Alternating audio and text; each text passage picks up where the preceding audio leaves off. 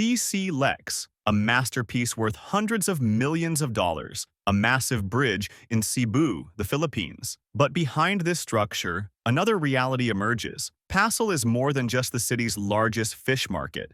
It is a slum where the smell of the sea and raw fish fills the air. What are the people thinking? What are their dreams? We are heading inside to see the raw truth hidden in the shadow of this giant bridge. Hi, this is Seburiarchi and this is my business partner, Hiro. It's Hero, and today we're going to take a walk around Passil, one of the most famous places in Cebu. And we're going to interview some of the people around.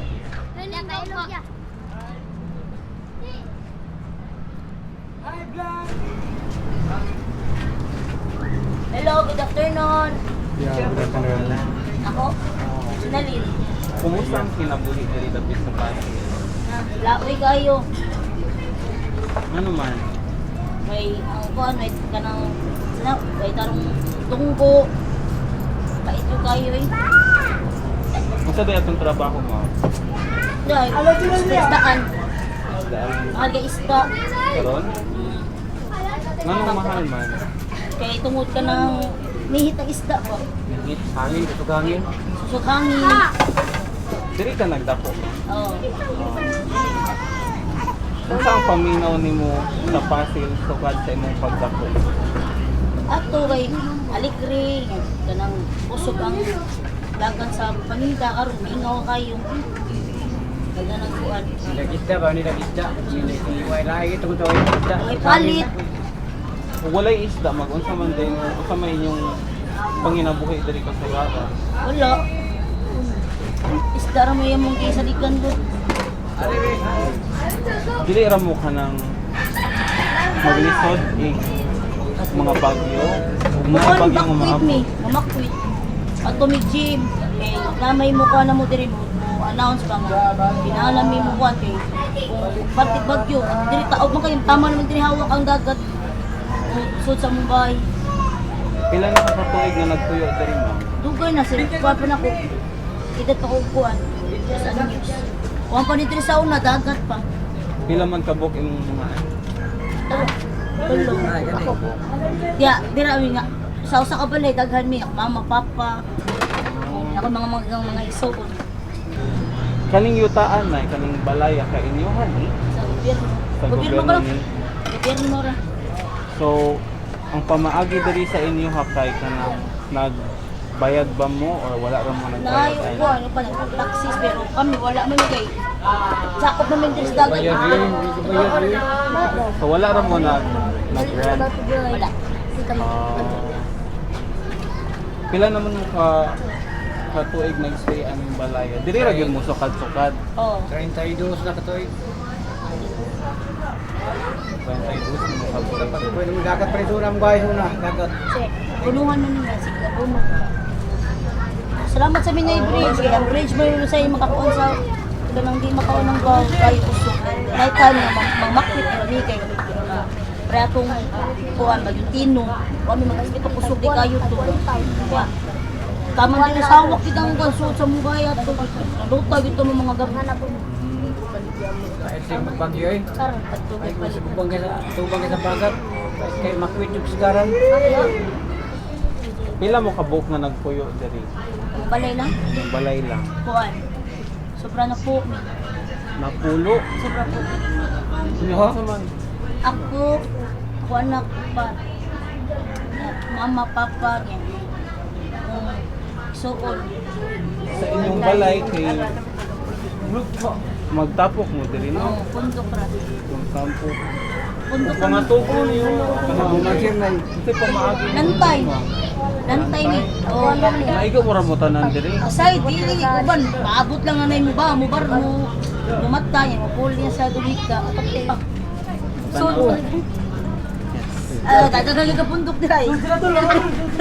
Ayaw lang mo Ay, gawa. gawa siya mo. Ayaw lang mo gawa. Tuwa sa tanan. May ngadto.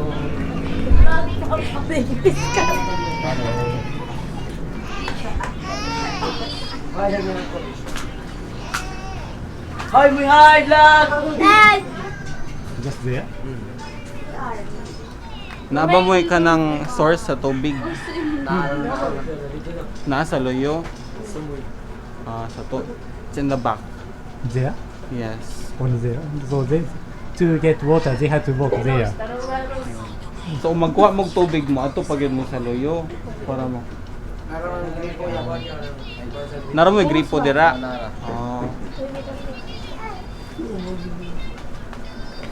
Nas. Amo tan-awon ha, ug okay ra. Imo ni ang ilang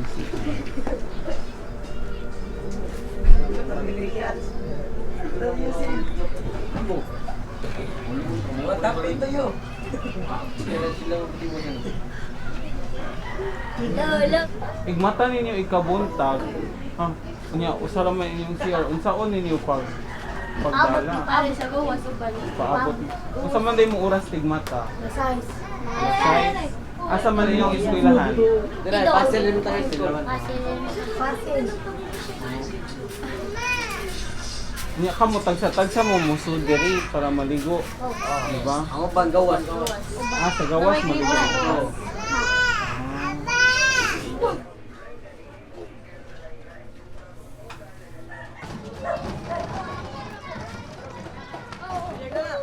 Ini saya. Saya nak muncing cing bucang.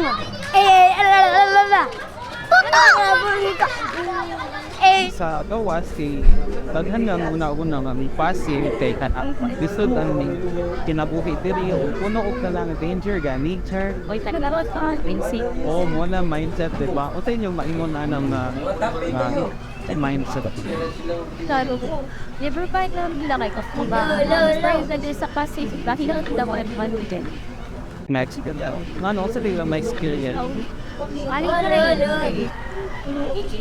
Mo kasi pangalan ka. Kanang nawag di ka din. Pagkang support ng pangabuli. God. So sa pagpuyo diri sa Pasig, Hindi ka. unsay napalahian niya sa upang lugar? Sa ako, dahil siya kay diri kay forman siya sa country ng understand ba? Dahil siya ang pangaburi. Dahil siya action. Darating siya. Bakit mabihan lang ka? Natuloy ka lang. Naroon, pati may mangutan ako sa inyong trabaho. Ako na batera. Siya Bandera. mo, housewife ra. Kung asa man rin ka sa iyong pag-adlaw-adlaw nga pagkaon. Ako pare sa e-bike. Driver e-files. Ako, tatay. Para ako, it's quite Sabi atong pangalan mo. Emma. Agency. Okay. So today we are talking with Ma'am Emma Estam Chaniviv, and they're going to tell us about their life here in Pasig. So kumusta ang kinabuhi ninyo dapat diri sa Okay na pare, makasurvivor na magkihan daw. inyong pag-adlaw-adlaw survive? Ako, makanubeda. Ako sa asaw, pati yung Kapesa. tapi Ang iyong mga balay, siya at and dapit na. wala kibalay. Kasi bakit ka Sa wala. At commerce ka. ito ma'am. Dito, ito ang bangunday. Nakabang ka dira ma'am. Kailan may abang sa inyong lugar? Ako sila ba, one team. Oo. May atso. Dato na mga may ampun mabord. Sa mga nagkataas na presyo karong panahon kunya napadjud mo'y bayranan sa inyong lugar nga 1 gate. Sak enough ra bang inyong makuha nga kwarta sa inyong pang-adlaw-adlaw? Puwan. What? Budget na dito sa Jigsa. But isa na yun ako na bang. At sa Pila day kabuk ang inyong gitaunon? Dapo, patang bata. Kuan man ama pa. Anak. Wala pa mo yan. Ang inyong kauban kami sa inyong mga fry. Ay, kasi mari. Na pare. Mana ako doon. Dapat yung So ma'am, kailan man makabuk sa inyong balay? Dahil na ko rin ma. Ipagsabasan at Asa man ka makakuha o kwarta pa? wag nanay. Sisunod ka. So Ma'am Era is a lavandera, or what people also know as someone that washes clothes. She doesn't exactly ask for a specific amount when it comes to her customers and relies on their part on what amount they're willing to give. That her usual daily income is 500. Her husband is a neat trike driver, and with that neat trike driving is usually 250 per day. they are able to sustain their daily need with 60 pesos per meal. Ma'am Genevieve is separated from her partner, and with that as well, she gets her daily income from her nanay. This month, her partner has not given her enough money to sustain her and for her children. Never makapagin what? What? For isa kita ng ng dried fish, diri gibuhat sa flower ay delivered to sa sa tarpo ng tapuan. Asa dapit ko ang dried fish? Oo, inapadong fish port. Nanda, ikan makuha dito ni Plastas, Napi. Ang mga tao din mo itikwa, pakta, di mo sa income sa dalawa. Ang banyera din 150 ang baniraw sa kana. So Pasig is one of the most famous places here in Cebu where fishes are usually taken from and eaten. In that process, it's also found here where they dry fishes around the area over there. Dagla pa yung mga isang mga nagdagla ng mga media side pa yun kung di pa po yun yung pagkiyayan. Pagday, Oo, mga bata din ang tawag yung yung Gilchi Anyo, now sila ikapwais ko. Yan, dapat dapat yung anderson story ang mga laki kung background ka. asa mo sila kasagaran ni Ethan trabaho? Last wish for this pa nila. Parang kami nasa isda. Kami amoy nagipawan anang Ay, friends, patanon nga nagtrabaho sa standard. gusto ko rin gusto ko din ay ito. Kanang pamilya din na, there are lots of notions around Pasig about the danger and the safety concerns within the area. They told us that those dangers are rumors only surrounding the outside people of the Pasig because the area is usually filled with fun inside the place. So we've just finished exploring Pasig City and we've met a lot of people. So this is a big thank you to Cebu Reality.